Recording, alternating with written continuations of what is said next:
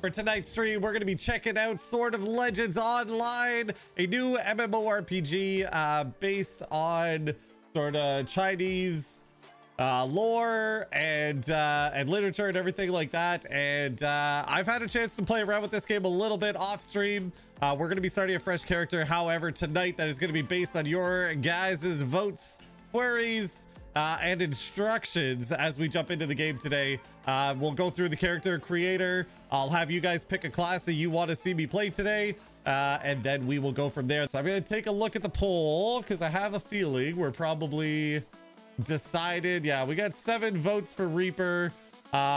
Just you guys are blowing it out of the water. So Reaper, I have a feeling is going to be that #1 choice. So we're going to start going through. I already have a Reaper created. But we'll go through it so you guys can see. So obviously, man or woman, you get to choose, right? We'll go through, and then you get to choose like a basic shape to your face right off. So I'll go with something like this. You can rotate around the character, you can zoom it out, you can choose your costumes and stuff. Pretty much standard stuff when it comes to creation. But this is what I was really happy about, when you get all those sliders. For those of you who likes to customize your characters as much as possible, you got all the sliders. You can make your forehead as narrow or as, you know, 5-head as you want. You can make your forehead bigger, smaller. All the sliders you could ever hope for are there. All right, here we go. So we're gonna play action mode. The action mode in this is awesome. It's super easy to switch back and forth to tab targeting, and I'll show you guys here in a second. So right now we're action mode. I move my mouse and the character moves.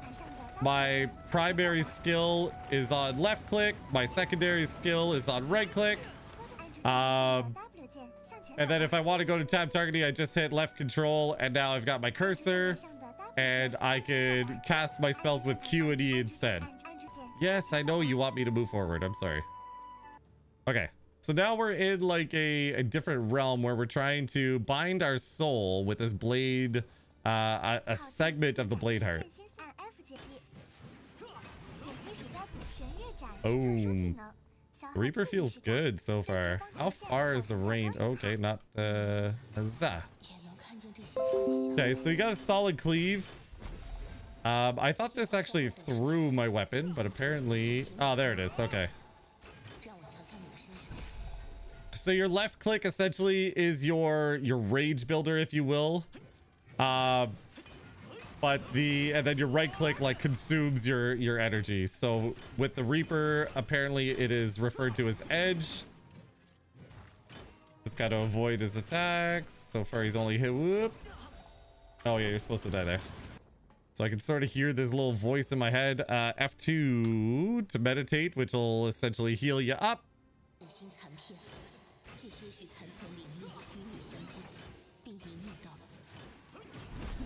There we go. Oh, I love that Reaper throw. I love that Reaper throw. All righty, we get to blow some people up. Huzzah. I love these style of missions. You got these every once in a while in World of Warcraft as well. They're just easy missions to get done when your aim doesn't suck like mine. Let's go. Let's actually hit the dudes. There we go. They're just super easy missions to do. It gives you a look at some of the mounts as well, because if I remember correctly, this is actually a mount you can get in game, or a version of it at least. The mounts in this game, guys, I'm going to show you the mount system for any of you who loves collecting mounts like I do. This game has a lot to offer in that department. Is getting attention? Absolutely. Absolutely. Okay, I got to left click on this here to add it to the quick bar in a second. The Reaper plays nice. I like the Reaper. The Summoner played really nice too, don't get me wrong. But the Reaper just feels so good. All right, so let's bring this over. What is this one gonna do? War Moon. It is a damage ability. Smash goal. The main target infects the other target with a radius of 4 meters. Interesting, interesting. War Moon. Let's see what that looks like. Okay, just a typical slam. One thing I did want to show you guys, this is sort of your skill tree. And if you look here, where was it that I was able to see it? But yeah, this is your skill tree essentially. So you got your damage, your control, evasive, your interrupt, then your support rolls, your fleas, and then you got your ancestral blessings that will basically be how you want to focus yourself. Do you want to focus yourself into, like, I know on the summoner it was between your different summons, it would enhance those abilities more in your ancestral blessings. So but we'll go through that as we unlock it. So the quests go by real quick. Like hasn't been a single quest where I was like, oh man, like I'm stuck here forever. All the quests went by super fast, but still felt like there was still an impact from doing them. Person's attacking the same stuff that I'm attacking. The cleave on these guys feel real nice. Oh yeah, there we go.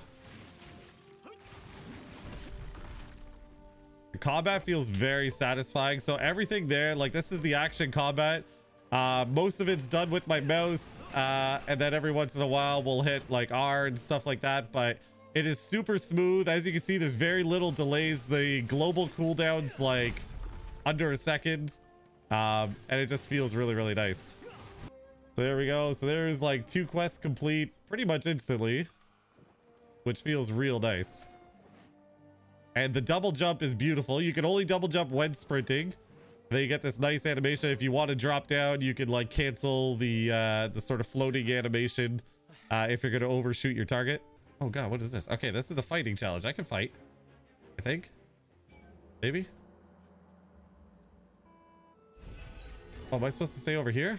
Oh, the heck am I supposed to do? Oh, I see. Oh, so I got these abilities here.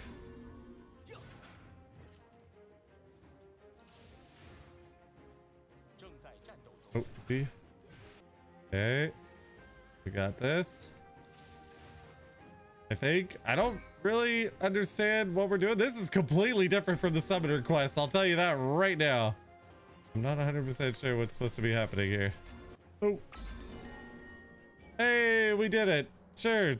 Fighting with the scorpions. I don't understand. Okay, so we get to go check out our first dungeon now. And I'll show you what I mean about the being able to solo queue a dungeon as well.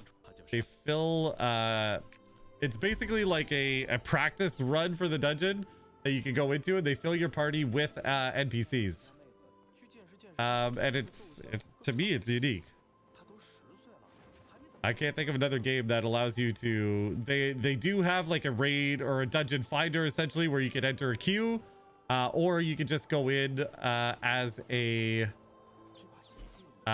drill or a practice. Right, so you go in as a drill, normal, hard, or extreme. In drill mode, you could do start recruitment, or you could just enter the instance. So we're gonna do that for this one. So when you go into a dungeon, it's telling, it's essentially telling a story, right? It converts, it changes our cosmetics to this other look, to complete the story, I guess, the immersion that they want you to go through. So. Oh. Wait, I can attack. What? I stay in stealth while attacking? Wait a minute. Wait a minute. Wait a minute. I stayed in stealth while attacking. I'm very confused right now. What just happened? So I could go into stealth, come up here, just be like, yoink, and I'm still in stealth. Dude, that's OP. This is going to be a PvP god class. Oh my god. So you guys can see, if you look over here on the right hand side, it says defeat enemy 5%. So my understanding is there's a benefit to like going through and killing everybody, so I just do that, and it's really good XP. So yeah. Oh, and I can go in stealth in combat. Woo. Oof, oof. I have not been using the stealth to its full potential, Forge. That could be broken. Obviously, this is a dungeon just for getting a feel for it, right? This is like your introduction to dungeoning, essentially, in the game. But yeah, it already feels like really good. Oh, that feels good. That, like, having full threat, pop stealth, lose all threat, it goes onto the NPCs and you just attack them all from behind. Mwah. Okay, so this is our first boss. Level 10. Obviously NPC easy mode type of thing, but it's our first boss. She's got some pretty crazy abilities as well. We might actually be able to see what this freaking poison stack does. Here we go. There it is. It's on her right now. Ticking down like a mad 6, 7. Yeah, that does some damage. Okay, gotta watch out for that telegraph. Ooh, that one too. There we go. She's down. I am not noticing the normal Eastern high-pitched screech of the female characters. No, it's really well balanced for everything. And the artwork is so good. But yeah, I love how there's a story in the dungeon. So then you get your chest for completing your boss, which at the entry level just basically gives us upgrade materials. All right, and then we move on. Okay, so this is going to be a trash pull with a boss. Oh no, the boss doesn't come with. Never mind. I thought it did.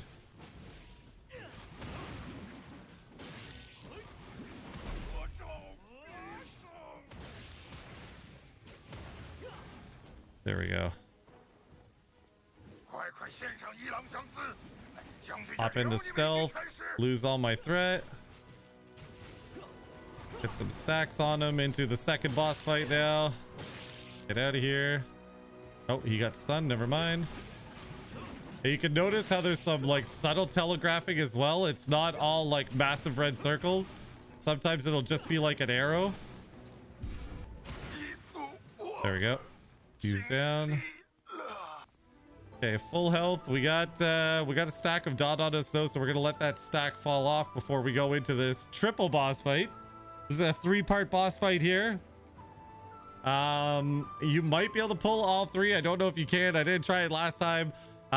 Considering we're with NPCs and this is sort of solo, probably don't want to pull all 3. I'll take them one at a time. And then we go in here and we mess up these fools.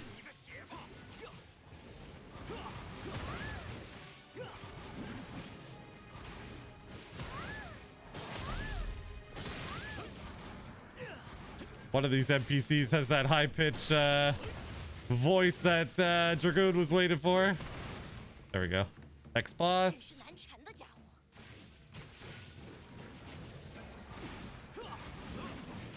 Okay, we got some moves being telegraphed here.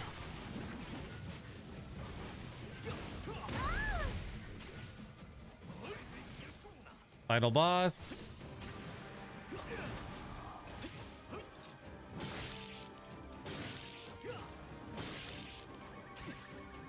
There we go. It's got the 3 stacks. Oh.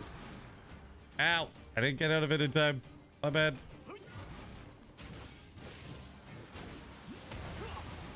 There we go. There's a 240 crit. I'll take that all day long. Bam. Dungeon complete, Fudge. Let's go get the final boss here. Let's see what we got. Okay, so in this game, you don't get gear right off the drop. You get these stones that you can then open, and then you get your gear piece. So now we got our first higher quality piece of gear, and then we identify it sort of like Diablo, and then that's going to tell us what stats it has. So compared to what we had before, where we only had like agility 1.5 and stamina 6.4 and magic defense, now we've got stamina 9.5, magic defense plus 8, agility 2.3, crit hit physical damage by 4.9, stamina, magic defense, agility, crit hit damage all increased from this one piece. So huge upgrade. We also got a 10 slot addition to our inventory. Let's throw that in there. We got some journals to read out of this. Okay. Now, we've shown you a lot of the good about this game, right? We've shown you a lot of the good. Now, you ready for me to get a bunch of upset people here? You guys ready for it? There is a cash store. There is a cash shop. Some of the stuff you can earn in game or free, like the crystal dust and stuff like that, you can get a couple of them free per day. Everything here is purely cosmetic from what I've seen. Nothing actually adds any stats. Like if you look at it, like this is a mount that you can get, which obviously looks dope AF, but it doesn't add any statistics. It's not any faster. It's just as fast as that flying mount sword that we have. Literally just as fast. It's 80%. It doesn't change anything whatsoever. It just looks freaking cool. You know, indigo tigers, storm tigers, and then if you go over to the crimson shop, this is one of the ones that I think looks super dope, and that I'm probably going to be getting. So, but they are all purely cosmetic. There's no pay to win that I've seen anywhere. You can buy some stuff for like your residence, for like your housing and stuff like that. But everything is purely cosmetic. Obviously you got your mounts, you've got your appearance if you want to do like a character appearance change, different accessories and stuff like that, like some really cool capes. But like it as you can see, there's no statistics attached to it. It is just a cosmetic piece that goes in your appearance slot over here, that doesn't give you any benefits or anything like that. But look at this, like it looks so cool, right? So cool. So yes, there is a cash stop. I know there's a lot of people here, including myself, that are not fans of the cash stop. There are elements in here that I do really like I love this mount, and the fact that I can get it right now and ride on this at level 4 is dope. Weapon skins, I like my weapons to look cool all the time and not have to wait to get a cool drop. But when you do get that cool drop, it's more significant when you don't have a cash shop, if you know what I mean, right? So I do like having the option. I am glad that it doesn't offer like XP boosts or anything like that. It gives you a gender change, alliance name change. I don't know what this is. I think this is just a what do you call it, avatar. There we go. I think this is just an avatar. And then you got like name changes and stuff like that. There's nothing that gives you XP. There's nothing that adds to your combat rating or anything like that. But it is something I knew we had to cover today, because yeah, there is a gift shop as well, so you can gift people.